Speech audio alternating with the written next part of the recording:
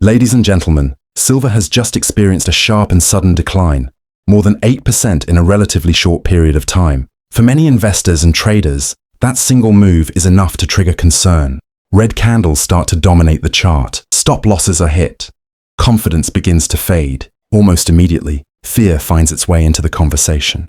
Online discussions turn negative. Headlines grow dramatic. And the same question keeps coming up again and again. What went wrong?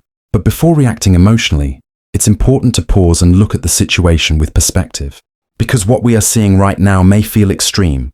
But for silver, it is not unusual. In fact, this kind of move is part of silver's long-standing character. And here's the uncomfortable truth many investors don't like to hear. Some of the most important opportunities in silver have historically emerged during moments that looked exactly like this. Moments of sharp declines, broken confidence, and widespread doubt. This video is not about calling a bottom. It's not about predicting what silver will do tomorrow or next week. It's about understanding why silver behaves the way it does, and why short-term price collapses often say more about market psychology than about long-term value. To do that, we first need to understand what actually happened in the market.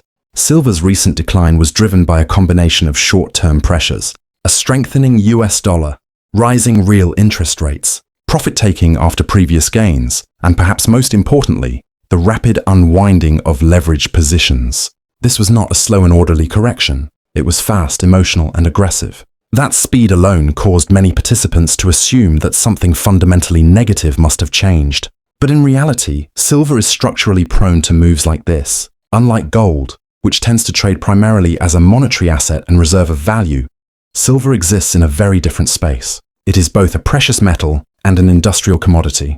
That dual role creates complexity. Silver reacts not only to inflation expectations and monetary policy, but also to industrial demand, economic cycles, and speculative capital flows. Its market is thinner than gold, liquidity is lower, and speculative participation is significantly higher. As a result, when positioning becomes crowded and sentiment shifts, even slightly, silver tends to move violently. This doesn't mean the market is broken. It means the market is behaving as it always has. One of the biggest mistakes investors make is assuming that volatility itself is a sign of danger. Volatility is not risk. Volatility is movement. Risk comes from misunderstanding the asset you are involved in. Silver has never been a smooth ride. It doesn't trend gently. It surges, stalls, and then corrects sharply. These corrections often feel irrational when you are experiencing them in real time.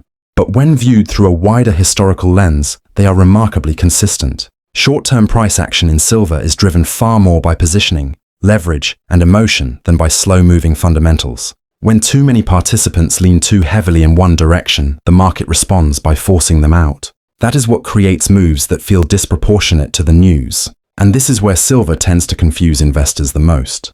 Many people approach silver expecting it to behave like gold, steady, defensive, and predictable. Silver is none of those things. It is unforgiving to emotional decision-making. It exposes weak conviction, and it punishes those who confuse short-term noise with long-term trends. Even investors who are directionally correct can lose money in silver if their timing, sizing, or emotional control is poor.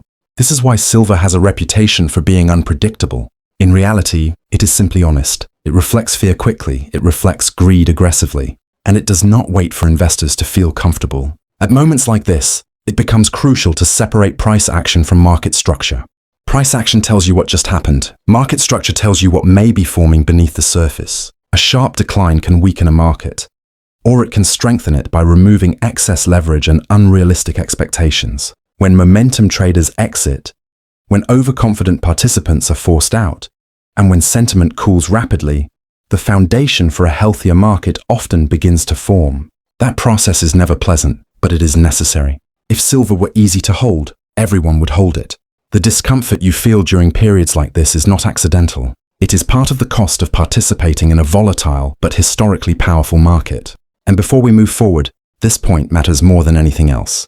Silver does not reward impatience. It does not reward emotional reactions. And it does not move on anyone's schedule. In the next section, we will step back and examine how silver has behaved during previous crashes. Not just the price movements, but the psychology behind them. Because once you understand that pattern, today's decline may no longer look like a warning sign, but rather a familiar stage in a much longer cycle. To understand what is happening now, we need to step away from the present moment and look backward. Silver has a long history of sharp declines followed by equally dramatic recoveries. And these moves are not random.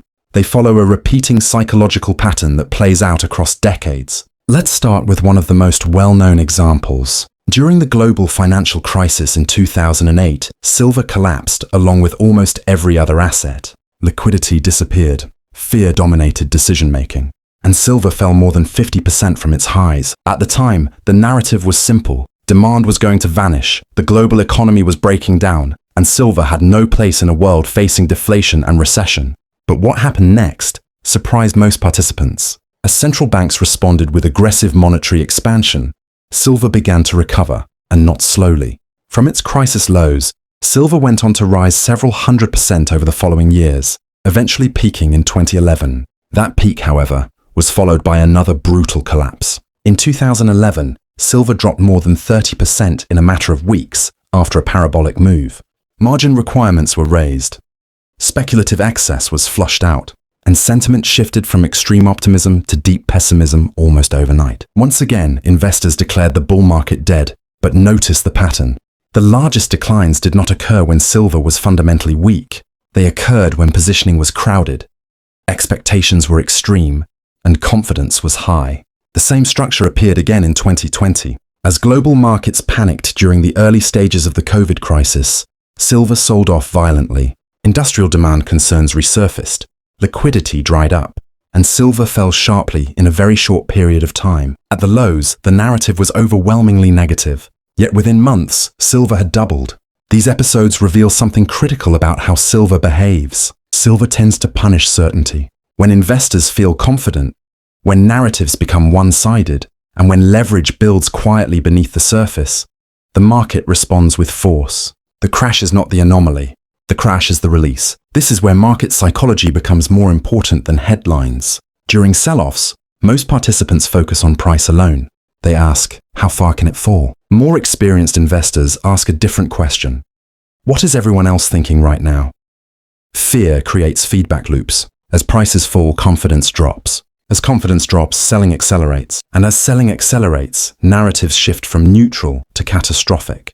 Silver magnifies this effect because it sits at the crossroads of two worlds. On one side, it is treated as a monetary metal, sensitive to inflation, currency debasement, and central bank credibility. On the other side, it is treated as an industrial input, sensitive to economic growth and manufacturing cycles. When uncertainty rises, silver is often pulled in opposite directions simultaneously. That tension creates instability in the short term, but opportunity over the long term. Another important psychological factor is time horizon. Short-term traders experience silver very differently than long-term investors. For traders focused on days or weeks, an 8% move feels enormous. For investors focused on years, it is simply part of the process. The problem arises when short-term emotions dictate long-term decisions. This is where many participants exit positions at precisely the wrong moment. Not because their thesis was invalid, but because the emotional pressure became too intense. Silver has always been a market that tests patience. It forces participants to confront uncertainty directly. It exposes emotional weaknesses quickly, and it demands clarity of purpose. This is why silver often feels unfair. It moves faster than expected. It corrects deeper than expected, and it rarely gives comfort at obvious moments. But that discomfort is not accidental. Markets evolve by transferring assets from those who react emotionally to those who act deliberately. Historically, silver crashes have been less about destruction and more about redistribution. They shake out leveraged positions, they reset sentiment, and they rebuild the foundation for future moves. This doesn't mean every decline leads immediately to higher prices. Markets can remain volatile for extended periods. But what history consistently shows is this: silver's most explosive advances have almost always followed periods of sharp decline and widespread disbelief. Understanding that pattern doesn't remove risk, but it does remove confusion. And once confusion is gone, decisions become clearer. In the next part of this video, we'll focus on the most common mistakes investors make during silver crashes, and why those mistakes tend to repeat cycle after cycle. Because understanding what not to do during moments like this may be just as important as understanding the fundamentals themselves. When silver enters a sharp decline, the market response is often predictable. And that predictability is where many investors make their biggest mistakes.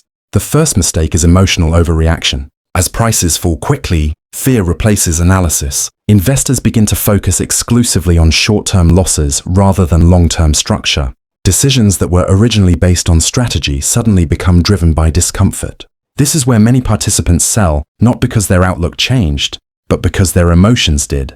Another common mistake is anchoring to recent highs. When silver pulls back sharply, investors mentally compare current prices to where the market was only days or weeks earlier. That comparison creates a sense of loss, even if the long-term trend remains intact. The market, however, does not care about recent highs. It cares about liquidity, positioning, and expectations. There is also a critical difference between how retail investors and more experienced participants respond to volatility. Retail investors tend to react to price movement itself. They see falling prices as information. More sophisticated participants look at why prices are falling. They analyze whether the move is driven by fundamentals, positioning, or temporary macro pressure. In many silver crashes, including this one, the underlying fundamentals do not deteriorate nearly as fast as sentiment does. That disconnect is important. To understand why, we need to look at silver's fundamentals more closely. On the supply side, silver production is relatively constrained. A significant portion of global silver output is produced as a byproduct of mining for other metals, such as copper, lead, and zinc. This means silver supply cannot be increased quickly in response to higher prices. It is structurally inflexible.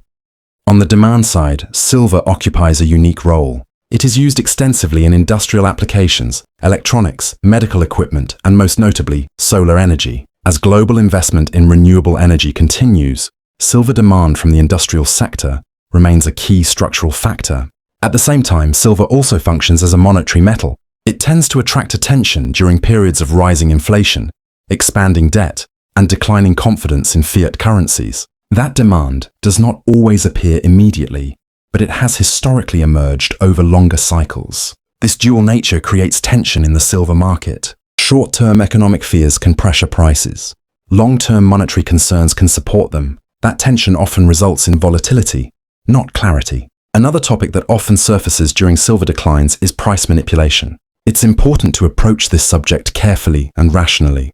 Silver is heavily traded in paper markets, and large institutions play a dominant role in short-term price discovery. That reality can amplify volatility and distort price signals in the short run. However, attributing every price move to manipulation oversimplifies the market. Short-term price suppression, if it exists, does not negate long-term supply and demand dynamics. In fact, persistent downward pressure can contribute to long-term imbalances by discouraging production while demand continues to grow.